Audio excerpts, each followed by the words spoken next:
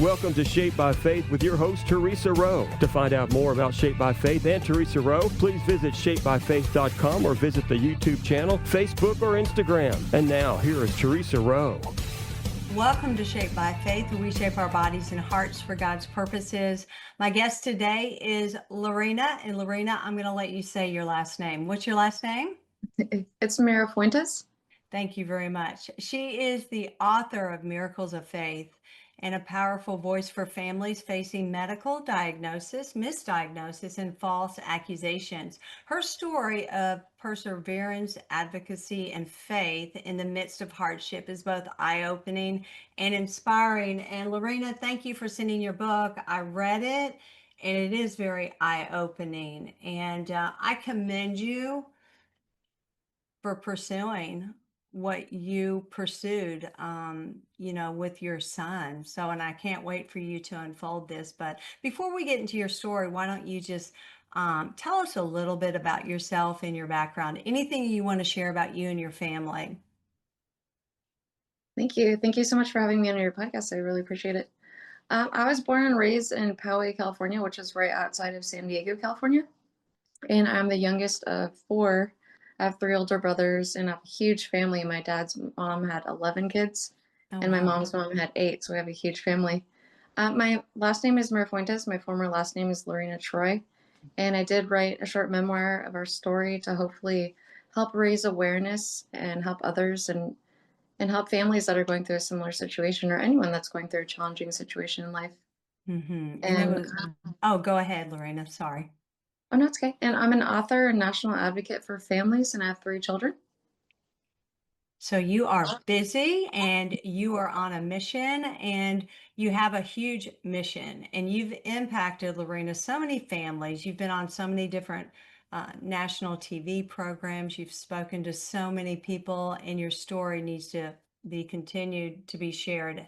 And so I want you to tell us a little bit about your mission, what drives you to speak and to share your story. Thank you. My mission, I feel like God put a heaviness on my heart by the situation that we went through. I thought this was just an isolated situation and not happening to so many families. But as the years progress and 10 years later, I'm learning that thousands of people across our nation and even worldwide are going through a similar situation of medical misdiagnosis of their children and how it's greatly impacting families. Absolutely. Okay, you've been through something that few can imagine, and I know other people have been through similar, but to read your story and to know it affected you and your children and your family, I mean, that is heart-wrenching. And I'm so glad that the Lord put you all back together again. So, why don't you give us an overview of this season without jumping too far ahead? Like, why don't you start to unpack it? When did you first realize that something was medically wrong with your child? And, what are the initial steps that you took? When my second son was born at the hospital, I noticed something was very different. They kept trying to keep him there longer than normal and trying to make excuses to keep him there. And then when he was about a month old or so, he started vomiting and having these strange symptoms. So I kept taking him to his pediatrician, urgent care, and then the children's hospital. And every one of them said, "Oh, we think he just has a stomach bug. He should be fine." And just, that gut feeling as a mother when you're trying to find answers for your child and they're sick and no one's really paying attention or trying to help, it gets frustrating. And there's not much else you could do besides keep taking them to the doctors. Absolutely. And you did the right thing. And we need to pursue not only our own health, but when we have children and babies in our care, we're their advocate and they can't Yes. speak up for themselves. And so you did absolutely what any other loving mother would do. You wanted to find out what was wrong with your child and your baby. So when you took your son to the hospital, you kept taking him there. When did the accusations begin? How did that all start? What happened was we took him to his pediatrician. I believe it was like his 3 or 4 month checkup, and she said, "I noticed his head has been getting larger since birth. Just take him to the children's hospital as precautions for them to take images of his head to make sure everything's okay. He should be fine, but it's just a precaution. So I stayed home with my son because I was feeling ill at the time, my oldest son. Mm-hmm. And then their father took my second son to the children's hospital to have images taken. And that's where he called me from the children's hospital. And he said, this is very serious. You know, they took images of his head and they found some fluid and a little bit of blood. And they're trying to say that someone shook our son. And I was just like in shock and disbelief because I knew no one hurt him. Like their father never hurt him. I never hurt him. And I knew there had to be some other explanation. So I went to the hospital. I was feeling really sick, but I went there and I took my other son and I spoke to the pediatric neurosurgeon that was there. And I told him, look, my son has never been hurt in any way. Could this be something else, like as in a medical condition? And he said, yes, but since he's a baby and can't talk, we're just going to go with abuse, and walked away. Oh, no way. Oh, that is horrible. Okay. So did the legal system then start to get involved with this? Tell us about that. Yes, the children's hospital then contacted CPS and they said, we think this baby has been shaken and abused. And then CPS showed up at the hospital. I called an attorney and they interrogated us at the hospital. Right there, my baby, he was only about 4.5 months old at the time, and he was laying in the hospital bed, about to have emergency surgery within a few days to drain the fluid that was in his head. And then we're there being interrogated, acting like we're these horrible child abusers when we weren't. And no one would listen to what we were saying. They just treated us horribly and they just went with abuse, and that was it. That's incredible. Lorena, where was your faith at this point in your life? Were you a believer? Were you trusting in the Lord? I was definitely a believer, and I was Mm-hmm. just like praying and crying out to God, like, why is this happening? Please help us. Help them see that we're innocent and nothing went wrong. Like it has to be a medical condition. And I Mm-hmm. knew in my gut feeling that it was a medical condition, but I just didn't know what it was. And then my son, he had to have so brain surgery, and a few days after the brain surgery, they released us home. They made his father leave the house. We had to sign the safety plan. And I had to be supervised at all times with my kids with a approved supervisor, which was a family member. And I remember just being at home and just, just in shock and just crying out to God and praying. I'm like, God, can you please help us? I don't understand why this is happening.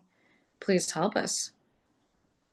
Did you feel, Lorena, during that time when you were praying and you kept crying out to the Lord, did you have peace in your heart? Did you sense that God was going to work things out? Yes, as I was praying, I was listening to Caleb, and I was like, God, where are you? I feel so alone, and I don't Mm-hmm. feel your presence. Where are you? And as I was listening to Caleb, when I said I felt so alone, I was listening to Caleb, and the song by Carrie Joe started playing. I am not alone. Mm, You yeah. are always with me, and I was just like, wow. And then I felt goosebumps all over. It was just like an amazing experience that I had with the Lord as I was praying and crying out to Him and just asking for help in this really challenging situation. So that was God reassuring you that Lorena's going to be okay. Let me handle this. But that is rough as a mother going through that. And I Yes. know you went through a lot. So, okay, your husband is now out of the house, which that had to have been difficult. And I can't imagine because I'm sure, at his work, just people talk, people say things, and you have to basically take it. What else do you do as far as your reputation and everything like that? What was the hardest part of this whole journey for you as a mom? What was the hardest part in all of it? Well, thankfully, our friends and coworkers, everyone knew us very well, and even our family, since we were born, and they knew right away that would never hurt our kids. So thankfully, That's I think God good. read so much love and support from family and our church family.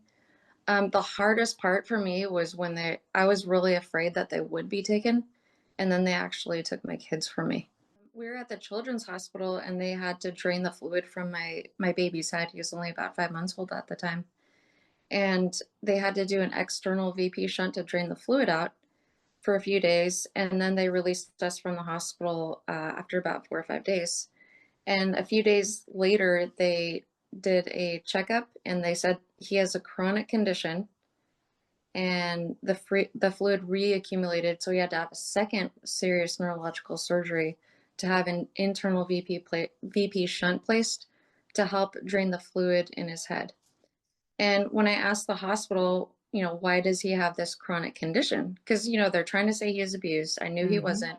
And then now it's a chronic condition. And then I asked why, and they said, we don't know. And I'm like, okay, this does not make any sense. Can I please have a second opinion? They said, no, we don't feel it's necessary. Lorina, at any point, did you feel an urgency just to take your child someplace else? I know they said you don't give second opinions. Did that cross your thought? Yes, I did. But often when that does happen, they also contact CPS and they don't let you take your child out of the hospital.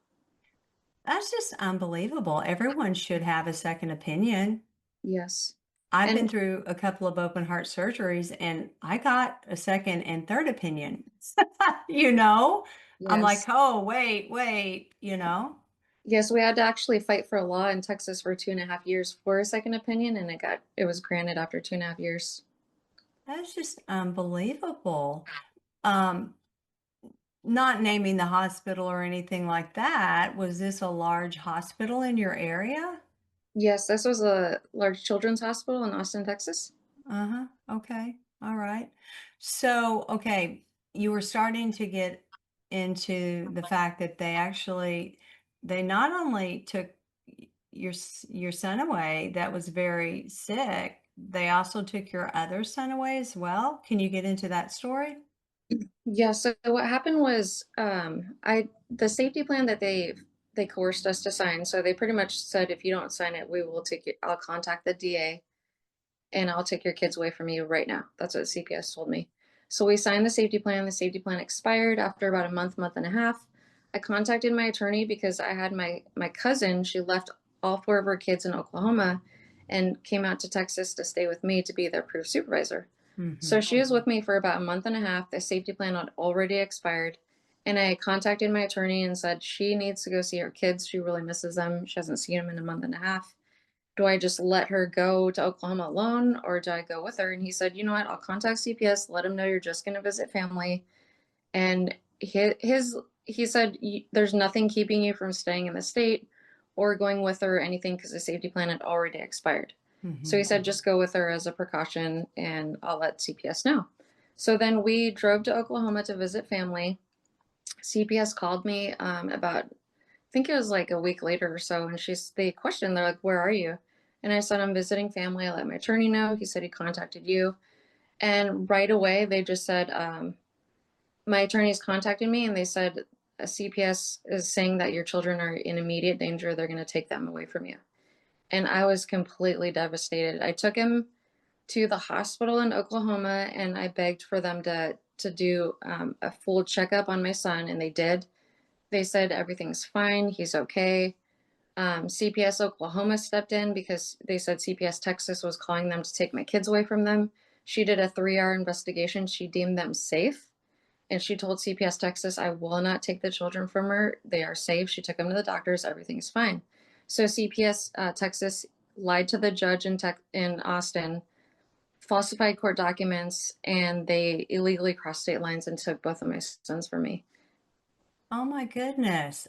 Yeah, the sheriffs showed up with CPS and they just ripped my kids out of my arms. My 4-year-old at the time, he's like, Mama, I'm scared. Are they going to hurt me? Because the sheriffs were there with their guns and badges and CPS was there. And they just took my baby out of my arms and my 4-year-old. So, Lorena, since then, obviously your children were returned to you. How many months did that take? I lost them for 150 days. Wow. I Okay. had to go to court to fight for them. And we only got supervised visits at the CPS visitation center 2 times a week for only 2 hours. And it was so heartbreaking because every time after their visits, my baby would cry and they'd take him. And then my 4-year-old would beg to go home. And he'd be crying too. So it was just so gut wrenching and heartbreaking not having them every day for 5 months. Like if you could imagine as a mother being in your home and Mm. all of their things are there and they're not there. It's just excruciatingly painful and it's heartbreaking. It's So, it's a it's a grief that you can't explain. It's like someone passed away. It's that strong grief feeling of loss. mhm. Lorena, I can't imagine that. I mean, we have children, we have grandchildren, and I cannot imagine that. So I know for sure the Lord was with you, and you know for sure He was, but going through the fire, that was more than a challenging time for you and your family. What has happened legally since then?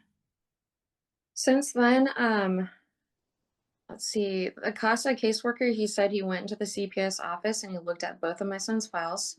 And Hmm. he said, I spent a few hours in there and I found zero evidence of any child abuse. So I'm going to ask for this case to be dismissed.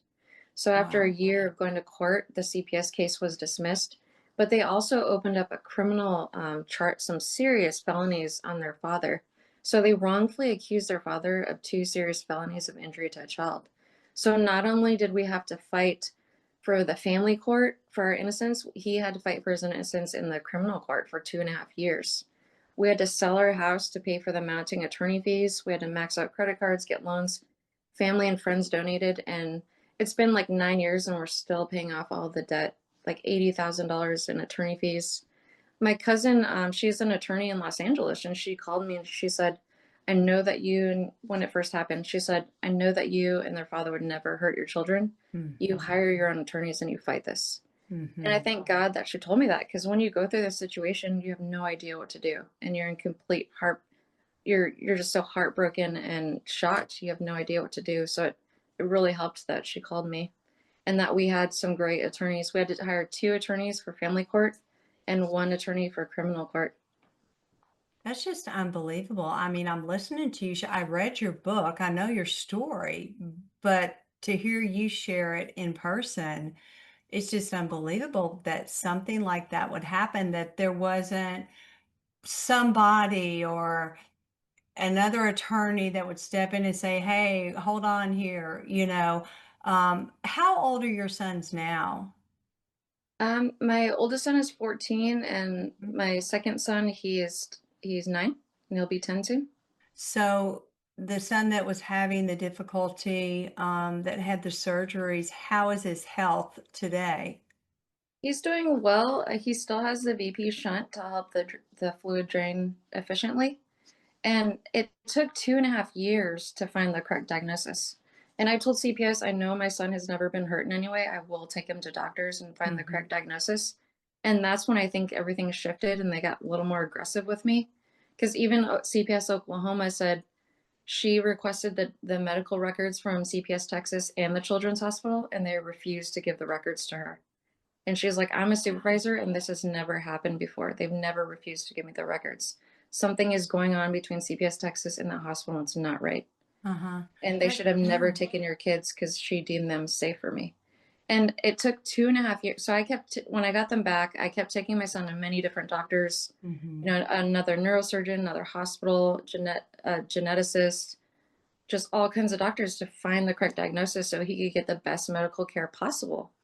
And what actually happened, this was just so odd to find the his correct diagnosis this way, but the criminal defense attorney, he said, let me look at the medical records. You'd be shocked at what you could find in there. So we Mm. hired another criminal defense attorney because this one was highly recommended. And he called us into his office and he said, I know for a fact you are innocent. And he looked at their father because he was being wrongfully charged with those serious felonies. He said, I found in the medical records that your son had a birth injury. So he hired a medical expert, and the Wow. medical expert confirmed that my son had a birth injury, but the hospital where he was born at never told us. They knew he had a birth injury, never told us. And then the children's hospital knew he had a condition called hydrocephalus. It's in the medical records, but instead they called CPS, made a false report of child abuse. That just makes no sense, Lorena. I'm listening to you going, what in the world? As everything got so much better after 2.5 years, the criminal case was dismissed, and I was praying and praying, and I had a feeling that the case would be dismissed. So the criminal defense attorney said it's highly unlikely it'll be dismissed because it's in a very serious court system. It's been 2.5 years, But he fought, and thank God the case was dismissed on my children's father. That was a huge blessing and answer to prayers, because it's so hard to lose your children, fight for your innocence in family court, fight for his innocence in criminal court. And I just thank God that everything got better after 2.5 years. And as time progressed, it's been 10 years. I met with over 14 lawmakers in various states, with senators, state representatives. And in Texas, we fought for the right to a second opinion for 2.5 years, and it was finally granted, because parents are not given the right, and children aren't given a right for a second opinion. I mean, you would think automatically you can have one, but unfortunately it's not that way. And hopefully it could be a federal law someday that would allow a second opinion before wrongful and traumatic removal of the children. Because this is so traumatizing. My children were taken from me and placed into the foster care system with strangers, and it really traumatized my 4-year-old. He lost 20 pounds within only 6 weeks of being taken. And I was told my baby would cry all day in foster care. And this could have been prevented. It's just, as time progressed, I realized that so many families are going through this. This is happening in every county, pretty much every county in every state all over the US, and thousands of people. I'm in one group called Family Forward Project, and there's over 20,000 families in that group. It's happening so often, and even worldwide in other countries. And I've had to become a huge advocate, and there's a few organizations as well, and other advocates that are also fighting for change, because children are having honest to God medical conditions, but CPS and the doctors and the court systems tend to be so quick to assume abuse, when no one is finding a medical expert to be like, hey, look through all the records and find out if this child has a medical condition. Because there's no signs of abuse, there's no bruises, nothing. Okay, there's fluid in his head, but hey, why not find a medical expert that could correctly diagnose him? Our attorney had to do that for us, and our attorney had to go through the medical records. And you would think that's common sense, Lorina. yes. And after 2.5 years, I prayed and prayed, and one night I was emotional, and I was crying out to God, literally. And I'm like, God, why did we have to go through such trauma and such a horrible experience? Why can't we be spared from this? And as I was reading my Bible, I saw the words, and it said, this had to happen to save many lives, this had to happen to help save many lives. And I have a feeling that this is something that God is using to try to help bring change across our nation and hopefully worldwide. We're making a documentary right now called The Hidden Truth, and I'll be filming on Saturday, and I'm in my hometown, San Diego. And it's an awesome documentary that's informative and that could help so many families someday. And I just hope and pray that it could get out there to just millions of people and just help spark change across our nation, because this is happening to so many families, so many families. And I know a mother that's in Tennessee right now. Her name's Tanya Illick. She's innocent, but she is wrongfully convicted, and she's spending 16 years in prison right now. She's in fact innocent. And she has 2 young daughters and a husband, and they're completely devastated.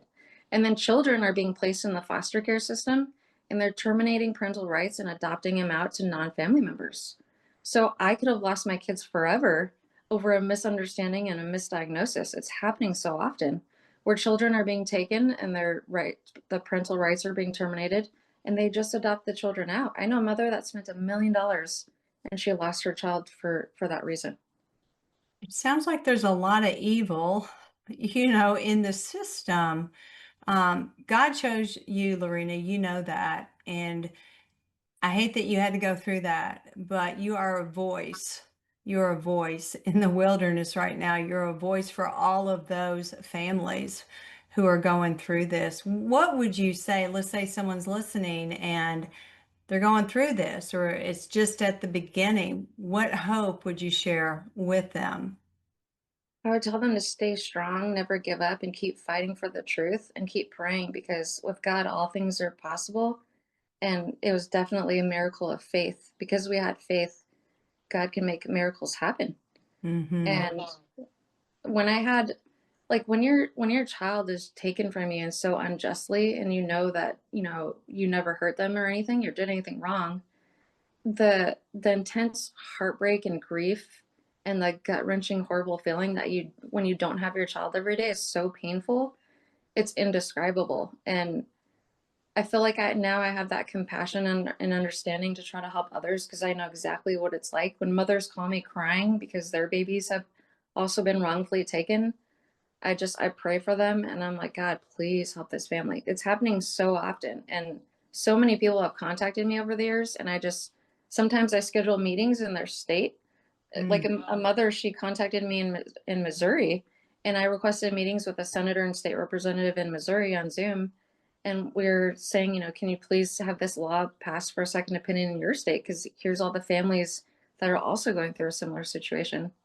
And I feel like God has definitely gave me the strength when I felt like I was so consumed with grief that I didn't have my kids. I would literally have to pray for God to give me strength to go to the kitchen and make myself food, because I was so heartbroken without my kids. And I was like, God, please just give me the strength to go make food, to keep fighting for my kids, and whatever reason this is happening, to be able to help other families someday. Because I hope and pray that this doesn't continue to happen to so many other families. It should never happen. No, it shouldn't. Lorena, thank you for being an advocate. Thank you for speaking up for those who can't speak up for themselves, for the children especially. And I would love to revisit this again with you, maybe later in the year, and see where you're at with everything, okay? Yes, we also filed a federal lawsuit against the hospital, the doctor, and several CPS caseworkers, because they violated my son's civil rights when they're illegally taken from us. Well, I can see that. I mean, as a mother, I would do the exact same thing. But thank you, Lorena. You were a lovely guest. Thank you for sharing your heart. And thank you again for being an advocate for those who have been misdiagnosed in their families. Thank you so much. Absolutely. And thank you for listening. I'm Theresa Rowe. Everyone have a blessed day. Bye. Thank you for listening to Shaped by Faith with Theresa Rowe. Remember to visit shapedbyfaith.com to find out more about workouts, the TV show, podcasts, blogs, Shaped by Faith products, and much more.